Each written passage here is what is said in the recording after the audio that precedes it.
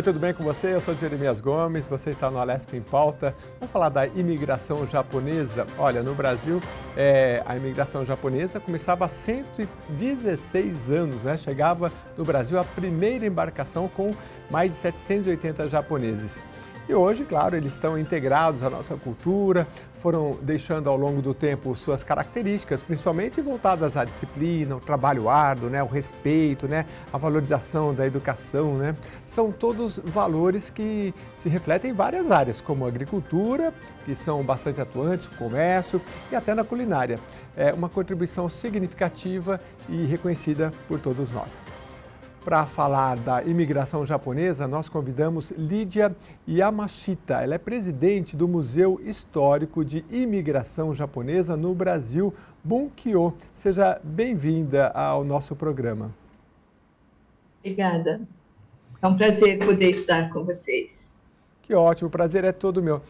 A gente está falando ali de 1908, né? A gente teve várias, aí eu acho que os japoneses começaram bem no começo do século, depois a gente teve italiana e outras imigrações, né?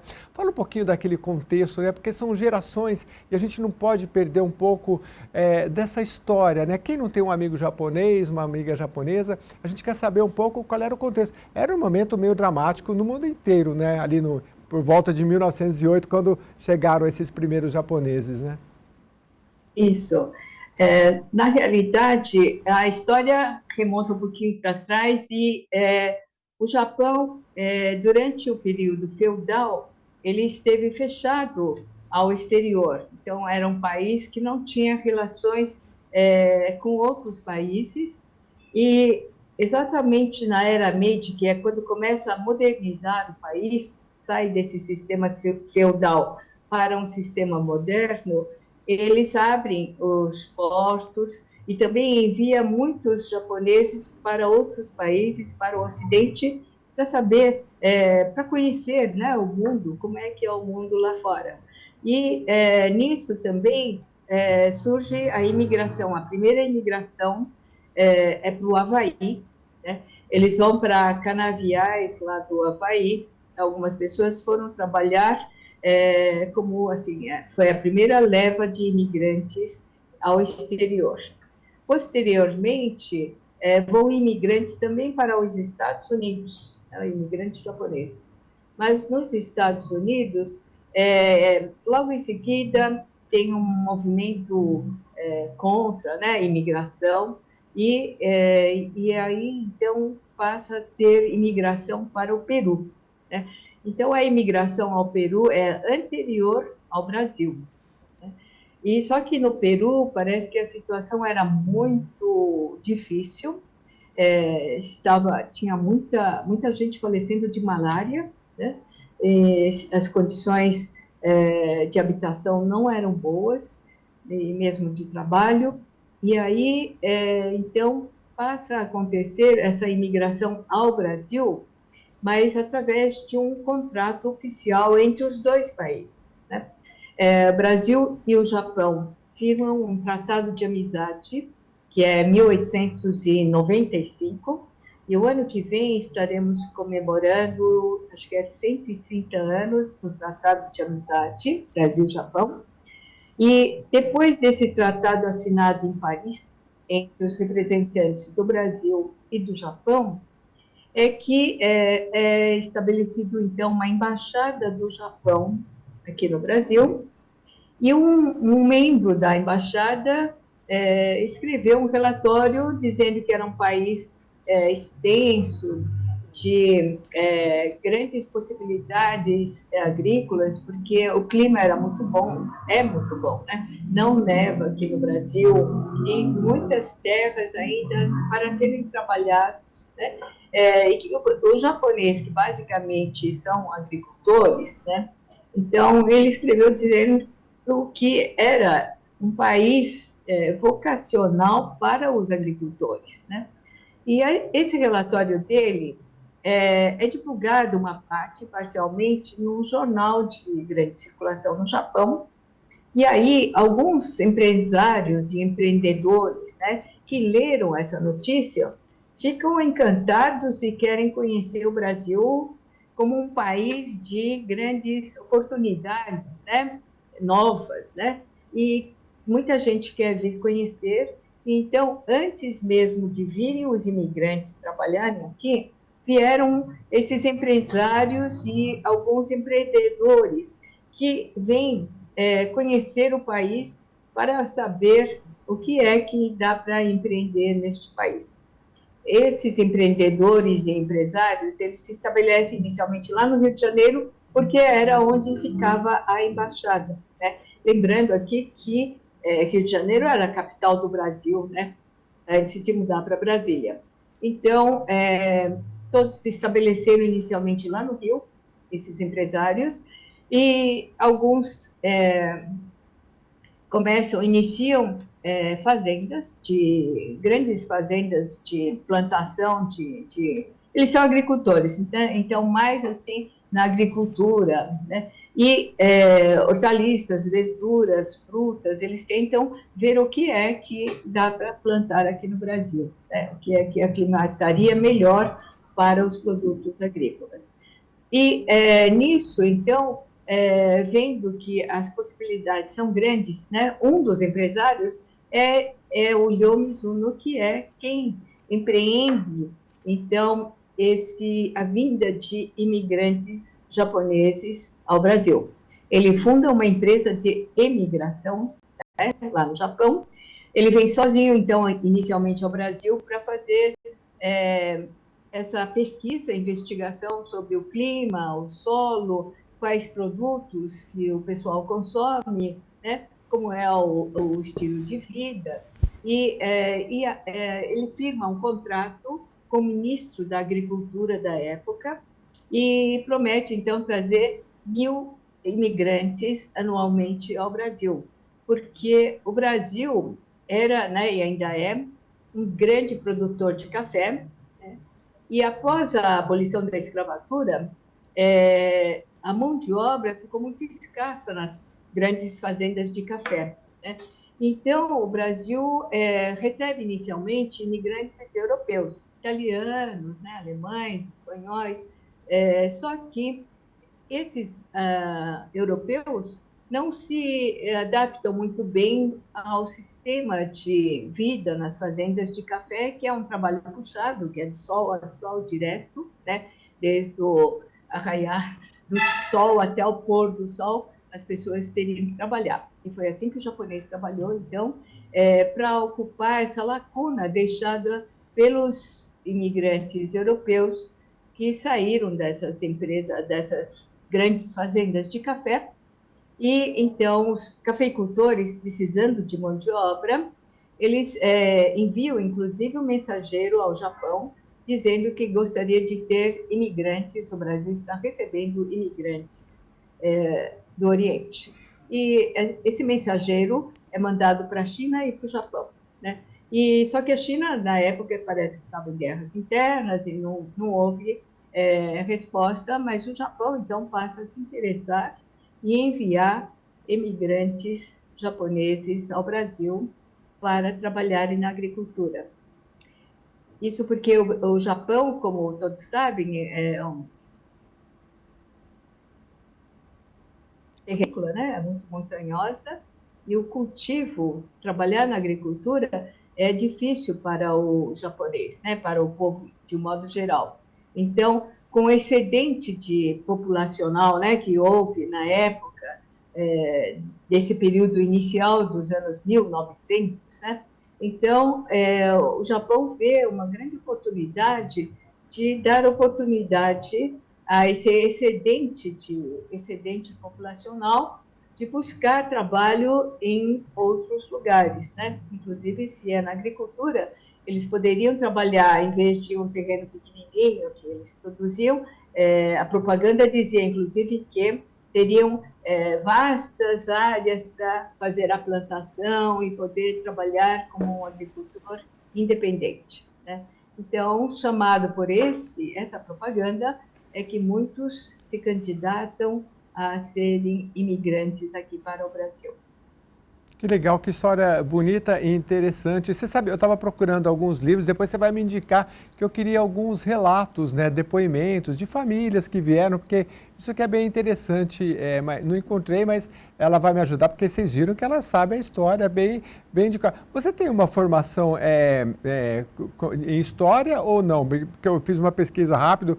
Você é ligado à área de arquitetura? Explica para gente. Sim, sim. Na verdade, eu me formei em arquitetura, né, na FAUSP, e depois, posteriormente, então, era mais na parte de planejamento urbano, que Uhum, eu trabalhei um pouco nessa área. uhum. Mas sempre gostei de história, inclusive, quando eu estava no colegial, não sabendo que área escolher, até eu lembro de ter falado para minha mãe que eu gostaria de fazer história, né, estudar história. Aí ela disse: imagina, história não vai dar para fazer carreira ou trabalhar. Então, ela não foi a favor, né? E o meu pai é que gostava muito de arquitetura, de prédio, de construção. Ele fazia algumas reformas. Ele não é da área também, mas ele é imigrante. Ele veio pequeno ao Brasil, né? E ele trabalhava na Cooperativa Agrícola Sul Brasil, né?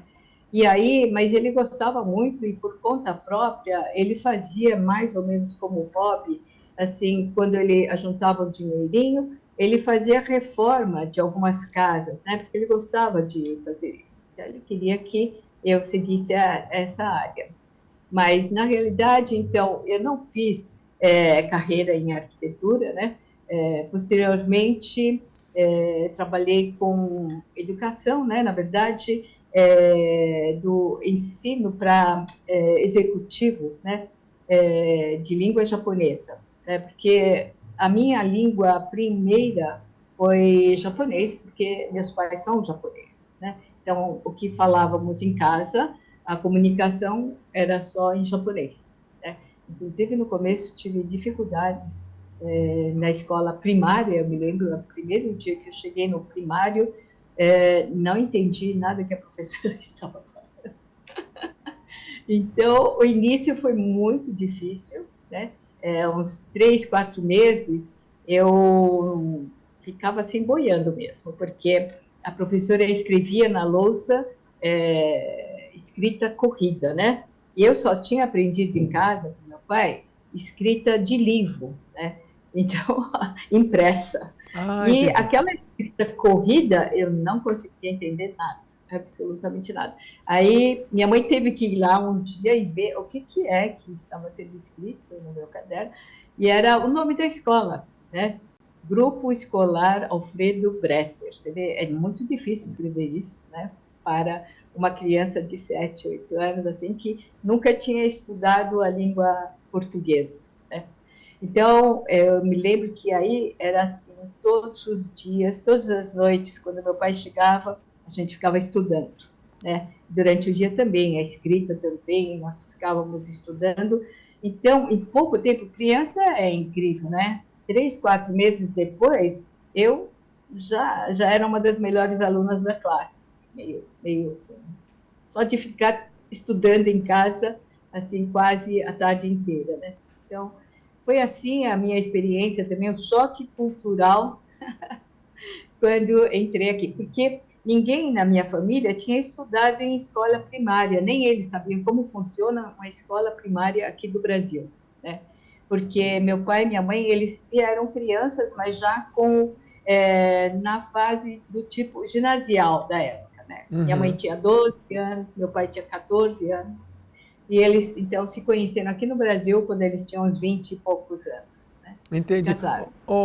Lídia, eu quero te perguntar, porque você é presidente do Museu Histórico de Imigração Japonesa, né, no Brasil, Bunkyo. Tem uma exposição muito legal, mas calma, eu vou te falar daqui a pouquinho. A Lídia vai até dia 28. Mas já que você falou da sua fase estudantil, né, me tira uma curiosidade. Depois, um dia você vem aqui pessoalmente, eu sei que hoje não está dando por causa da exposição, porque a gente quer tirar todas essas dúvidas e conversar mais. Mas essa dedicação do japonês, né, eu brinco que eu, por exemplo, eu fiz o curso de Direito também, e tinha um japonês, o pessoal fala assim, o japonês passou aqui e já pegou todos os livros, né? Então eu tinha que correr para pegar antes dele, né? E é um povo muito querido, mas muito dedicado e focado. Da onde vem essa dedicação, esse foco?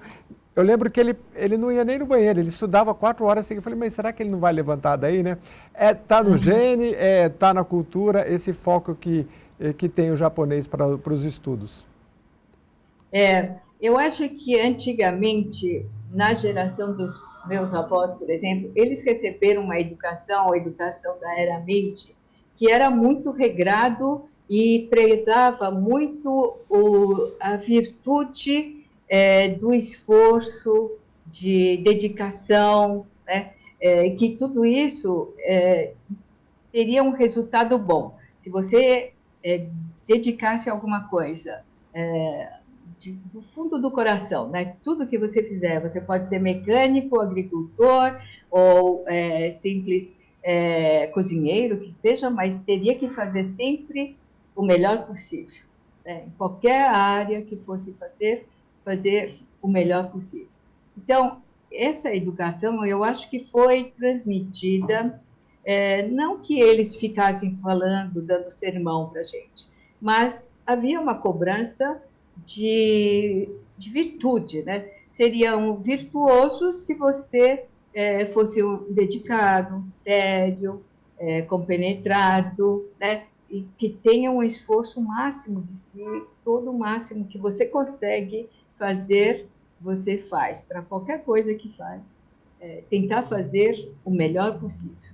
E esse melhor possível, né, é que eu acho que criou esse comportamento, de um modo geral, do japonês, que é dedicado, sério, né, ético, né?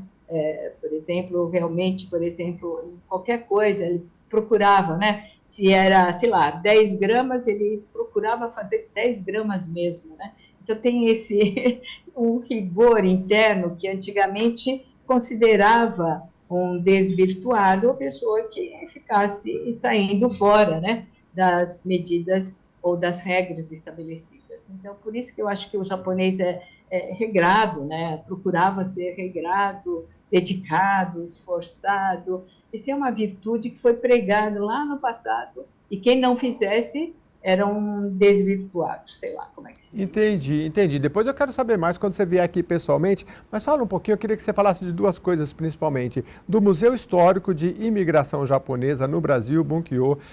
Ele está ali na Liberdade, eu já te passo o endereço já, pertinho do metrô, tanto Liberdade quanto o outro que tem ali perto. Quando que ele está aberto? O que tem disponível para o museu?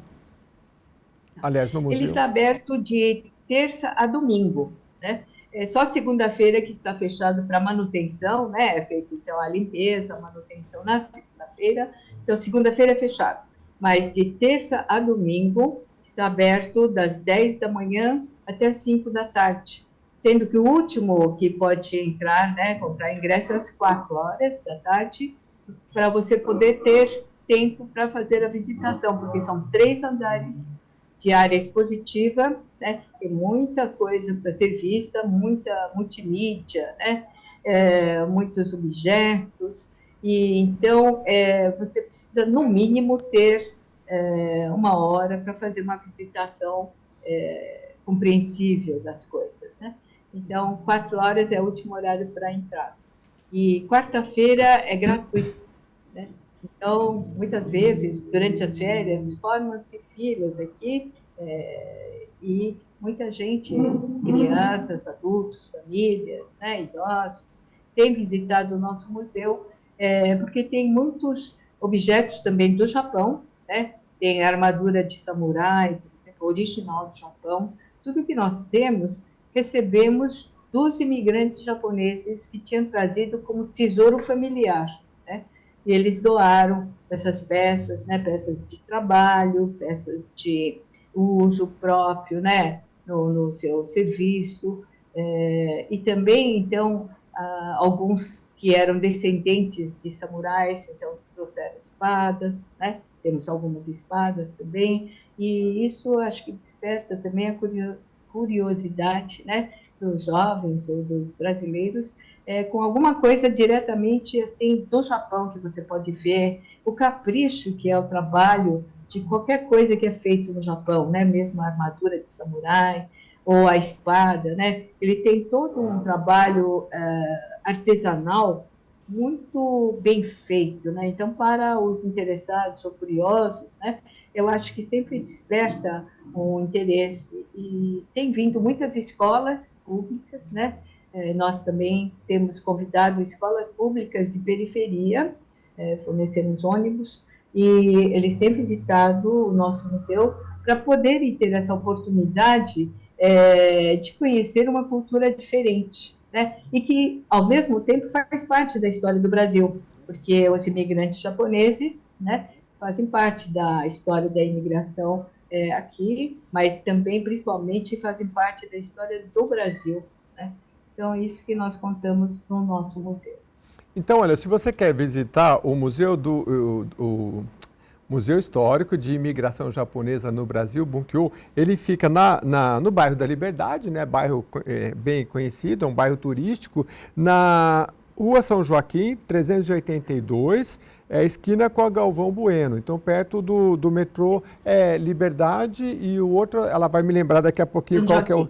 Ao São Joaquim. São Joaquim. Então, pô, tá pertinho. Se você quiser ir na quarta-feira, é gratuito e está aberto, então, de terça até domingo. E, olha, tira um dia, se for quarta, que aí você não precisa pagar, ou qualquer outro dia que você puder pagar, ela vai explicar já se compra ingresso em algum lugar ou só no local, mas tira tarde. Hoje, tem inteligência artificial, né, Lídia? Você tira uma foto, você vê o que é, ele te explica. Então, vê os vídeos com calma. Não vai correndo, não, né? Que é isso que eu falo para a molecada. Calma, não sai correndo. Vai, se delicia, depois você toma um café ou come alguma coisa ali na Liberdade e vai conhecer, porque é muito bacana mesmo. Como é que faz para comprar o ingresso? É só na hora ou tem algum site também? Deve ter, né? Por enquanto, é na hora, na Ah, tá. bilheteria, mas já já, muito em breve, nós já estamos montando isso de compra online do ingresso, né? Daqui a pouco deve ficar pronto esse sistema. Ainda não está em operação, Tá. mas já está bem adiantado esse processo, né? Legal. E E você você tem falou uma em exposição aí até 28 de junho, né? Fala julho. pra gente encerrar, que a gente tem 2 minutinhos. Ok. 28 de julho, né, vai a exposição, é sobre a primeira colônia de japoneses no Brasil, que se chamava Katsura, colônia Katsura, e ficava em Iguape, né?